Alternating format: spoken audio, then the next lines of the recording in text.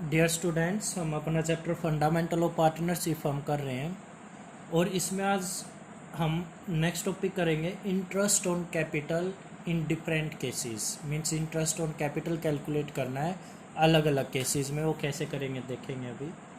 इससे पहले हमने इंटरेस्ट ऑन ड्राइंग कैलकुलेट करना सीख लिया था, तो हम आज से इंटरेस्ट ऑन कैपिटल कैसे कैलकुलेट करते हैं वो देखेंगे।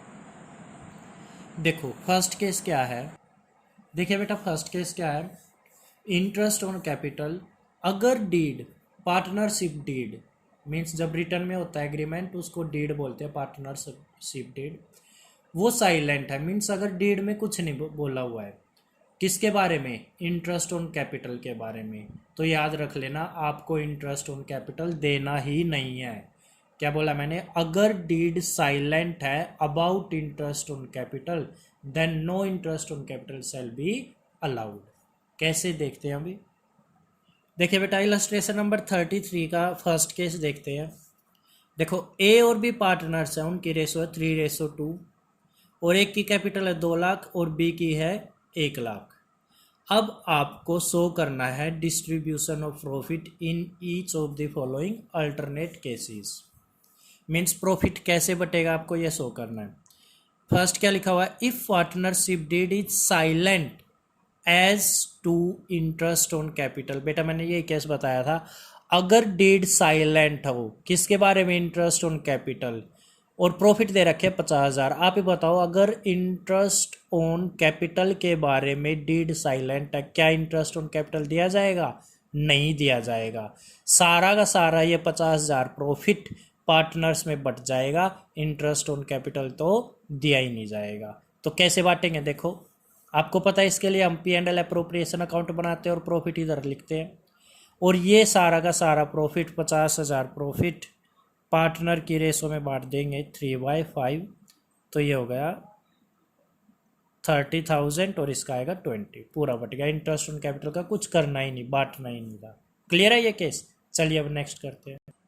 बेटा सेकंड केस देखो, अगर डीड बोल रही है कि भाई इंटरेस्ट ऑन कैपिटल देना है, ठीक है, और ये नहीं बता रही, मीन्स इस बात के बारे में साइलेंट है कि वो चार्ज है या अप्रोप्रिएशन, आपको ये नहीं बताया। पहले आप चार्ज का मतलब समझ लो और अप्रोप्रिएशन का मतलब समझ लो क्या होता है। चार्ज फर्म को प्रॉफिट हो या लॉस हो देना ही देना पड़े उसको बोलते हैं चार्ज, और अप्रोप्रिएशन भाई प्रॉफिट हो तो दे दो अदरवाइज मत दो। जैसे रेंट होता है, फर्म को प्रॉफिट हो या लॉस हो देना ही देना पड़ेगा। कमीशन होता है देना ही पड़ेगा, इंटरेस्ट ऑन लोन है देना ही पड़ेगा। ऐसे ही इंटरेस्ट ऑन कैपिटल भी देना ही पड़ेगा अगर वो क्या बना दे, चार्ज। और अप्रोप्रिएशन हो तो प्रॉफिट हो तो दे देना अदरवाइज मत देना। तो देखो लिखा भी हो, अगर प्रॉफिट है इंटरेस्ट ऑन कैपिटल दिया जाएगा, अगर लॉस है तो भाई नहीं दिया जाएगा। क्यों? क्योंकि डीड ने ये नहीं बोला कि उसको चार्ज मानना है या अप्रोप्रिएशन, तो अपनी तरफ से हम क्या मानते हैं उसको, अप्रोप्रिएशन मानते हैं। क्या मानते हैं? अप्रोप्रिएशन। और अप्रोप्रिएशन का मतलब ये होता है प्रॉफिट होगा तो दे देंगे अदरवाइज नहीं देंगे। यहाँ पर प्रॉफिट है तो दिया, यहाँ लॉस है मीन्स प्रॉफिट नहीं है तो नहीं देंगे। क्लियर है ये बात? अब देखो ये केस देखो बेटा, सेम क्वेश्चन है, ए और बी पार्टनर है 3:2 में, कैपिटल एक की 2 लाख एक की 1 लाख, अब प्रॉफिट बांटना है। केस फर्स्ट हम कर चुके हैं। सेकंड में देखो, अगर डेट बोल रही है इंटरेस्ट ऑन कैपिटल देना है at the rate of 8% per annum and loss दे रखा है कितना, 50,000। अब सुनो, कहीं पर भी ये नहीं लिखा हुआ कि इसको चार्ज मानना है या अप्रोप्रिएशन मानना है, तो अपनी तरफ से क्या मानते हैं इसको, अप्रोप्रिएशन, क्योंकि इंटरेस्ट ऑन कैपिटल होता ही क्या है, अप्रोप्रिएशन। ठीक है, अब ये अप्रोप्रिएशन है और लॉस हो गया। अभी हमने पढ़ा था अगर लॉस हो इंटरेस्ट ऑन कैपिटल देना ही नहीं है, if loss no interest on capital. तो जो हमारा सेकंड केस बनेगा वो क्या बनेगा, इंटरेस्ट ऑन कैपिटल दिया ही नहीं जाएगा। देखो लिखा भी हुआ है सेकंड केस में, if partnership deed is silent no interest will be allowed on capital. Clear है ये केस? अब नेक्स्ट केस करेंगे बेटा। देखो अगर प्रॉफिट हो, अगर प्रॉफिट हो तो इंटरेस्ट ऑन कैपिटल दे देंगे।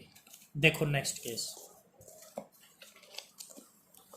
नेक्स्ट केस में देखो third case, if partnership did provide for interest on capital. भाई इंटरेस्ट ऑन कैपिटल देना है और किस रेट से देना है, 8%, और फर्म को क्या हो रखा है, प्रॉफिट हो रखा है, तो प्रॉफिट होगा तो देंगे, लॉस होता तो नहीं देते। ठीक है, अब प्रॉफिट है तो दे देंगे। कैसे, देखो अब